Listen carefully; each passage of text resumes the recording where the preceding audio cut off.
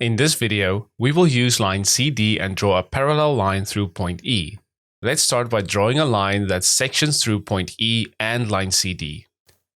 The angle of this line does not matter. Label the intersection through line CD as point F.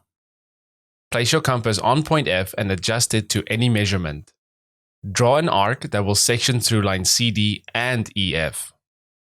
Label these intersections as 1 and 2.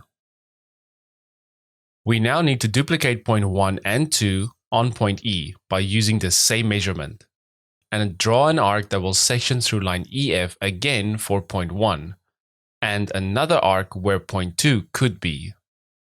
We can label them accordingly. Next, place your compass on point 1 and adjust it to point 2. Use this measurement on your second point 1 and determine point 2. We can now draw our parallel line through point E and the intersection created on our second point 2. Hope you enjoyed the video, and thanks for watching.